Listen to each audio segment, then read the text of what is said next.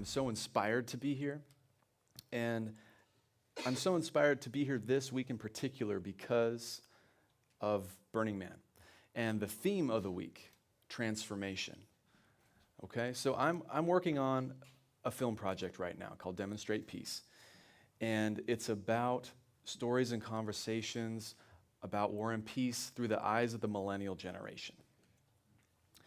But I'm going to talk to you today about why it matters to me. And so I also want to talk to you about transforming the war on terror.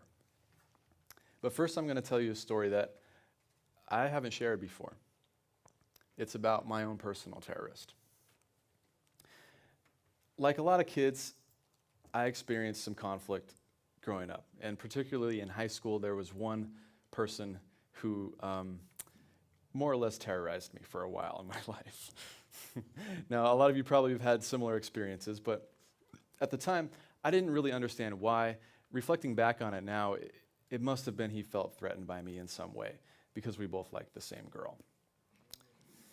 So, similar story that some of you may have encountered in life, okay? So there was one particular incident that happened that really affected me. And it was a beautiful summer day. I was walking down the street with my friend.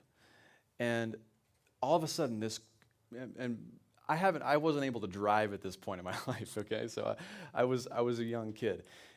A car comes screeching around the corner, right up in front of me. Two guys come out who are bigger and taller than me, and they're yelling in my face. They are telling me that they're going to kill me, and I believe them, okay? I was terrified because I knew that one of these guys had a pretty bad reputation. So I managed to talk my way out of this situation. I just somehow knew that violence wasn't going to help this, and it was an instinct on my part. So I managed to diffuse this situation as best I could, and we walked away. What happened later was the really hard part, because I got a lot of flack at school for this. People called me names. People said I should have beat him up, and that people said I ran away from a fight. And I believed them.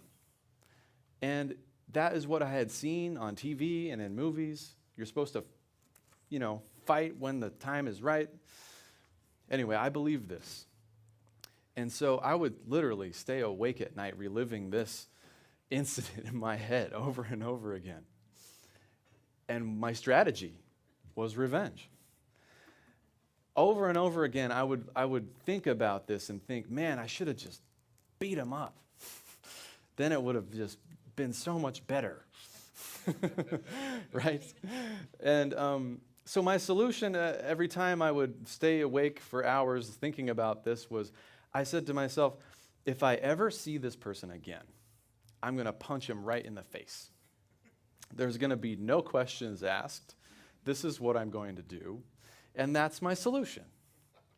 And this is how I ended these late nights. I would say, okay, I decided this is how I'm going to do it. But little did I know at that time that strategy is a bit futile. So it wasn't until years later that I had a completely unexpected opportunity. I was at a party in college. Now, this is years later.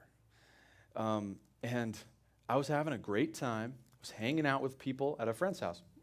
All of a sudden, this person is right across from me. And I was able to look him in the face. And I saw him eye to eye. And I saw, when I looked into his eyes, that he also suffered. That he felt pain. And I saw this, and I was able to empathize with this person. And immediately my plan that I had decided on for years, what I would do if I ever saw him again, completely dissolved. I was finally able to see this person as a human being. I was able to see beyond the image I had created in my mind of this individual as an enemy. So the transformation was from enemy to human. And that was something I had experienced in my own life. And that is a wonderful transformation to experience. Now, this is one of my favorite quotes. Compassion is the radicalism of our time. And how do I know that's true? Well, it would have been pretty radical for me back in those high school days to stand up for compassion, because everybody was telling me that I should have beat him up. Everybody was telling me that. And another one, the best way to resolve any problem in the world is for all sides to sit down and talk. Now, the reason why I was able to finally let this go is I was able to empathize with this person, and I was able to talk to him. It was unexpected, but it was that face-to-face human connection that mattered. I want to tell you about Steven Spielberg's first film.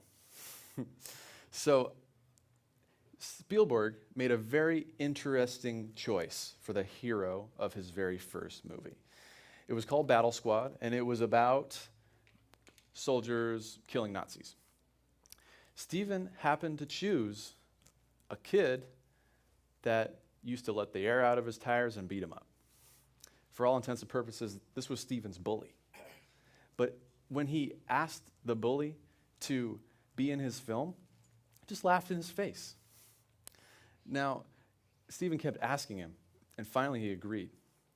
By the end of the making of this very first film, they were best friends. Another transformation of conflict. Now, here's another quote that I love. If you want to make peace with your enemy, you have to work with your enemy. Then he becomes your partner. A transformation. Here's another one, Abraham Lincoln. I destroy my enemies when I make them my friends. We all can destroy our enemies in our own minds, just with a shift in perspective. This is another story. This is a myth about Hercules and the Hydra. Now, you're probably familiar with this, but the Hydra is a mythical creature, an extremely poisonous, virulent beast that only a true hero can kill. Now, the thing about the Hydra is it has many heads, and if you cut off one head, it grows 2 more heads. So the violence in this case just creates more. And this is a metaphor for what we're seeing right now in the Middle East. You kill one Al-Qaeda chief, 2 more take his place. You kill everyone on the kill list with drone strikes, you just get another list. The list keeps growing and growing and growing. This is what's happening in our world, and we need to see it for what it is. So how did Hercules slay this terrible beast? Well, he used 2 things. He used fire, which you can see here. He enlisted the help of his nephew, by the way, here.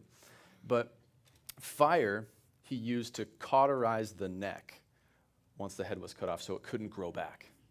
Now, what does fire represent here? Fire represents transformation. Okay? It's a shift in energy. It's a change in energy. Hercules also used a special sword to cut the head off. He used a golden sword. Now, what's the symbolism here? The sword is a symbol of intelligence, cutting through the confusion, cutting through the murkiness.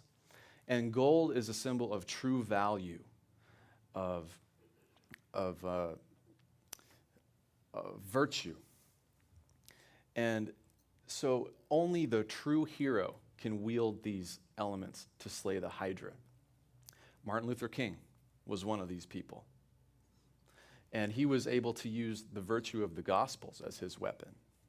And he was able to transform the community. This is a true hero of nonviolence. Now I'm going to get to the topic of my talk here. This is a quote by Barack Obama. We must define the nature and scope of this struggle or else it will define us. He's talking about the war on terror. We all have an opportunity to rethink this, and we need to. And we need to ask, what is terrorism? Well, terrorism is when You kill innocent strangers to create fear. So what is the opposite of terrorism? It's inviting a stranger into your home and showing them hospitality or love or kindness, to sow seeds of trust, to sow seeds of peace. We can all make that transformation. And I'm challenging everyone in this room to transform the way they think about the war on terror. And you can fight it in your everyday life by demonstrating peace, by showing kindness to strangers.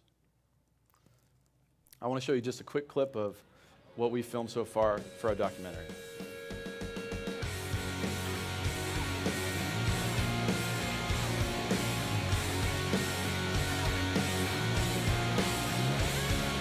I think the best way to create a peaceful world is open and honest communication with everyone. It's as simple as that. Love each other, and then all the love that we have into our hearts is like going through all the people, and it's gonna make peace between all of us. Building solidarity between minority communities, which is just anybody that's underserved. So communities of color, the disabled community, women, children, really just the world's most vulnerable people. Building that solidarity and making those people feel powerful, I think, is a start to creating a better place. I think we can create a more peaceful world by listening to each other. I think oftentimes people are afraid to share themselves with others, share their feelings with others, and they become ashamed. Shame creates resentment towards the rest of the world when you see yourself as alone around a bunch of strangers, outsiders, and we always listen to each other. We'd be less ashamed, more open, and empathetic. We should cultivate empathy. So I think the best way we can create a peaceful world is if we all sat down together and had a nice dinner, or play some music, because everybody likes music, so we find some common ground. And once you find the common ground, you find out what everybody's interests are, and then you just have a peaceful talk. Everybody's so violent nowadays in Portland. People are just weird, so why don't we just sit down, have some food everybody likes, because everybody likes food, everybody likes to eat, and everybody likes music. Put those three together, we can have a peaceful world.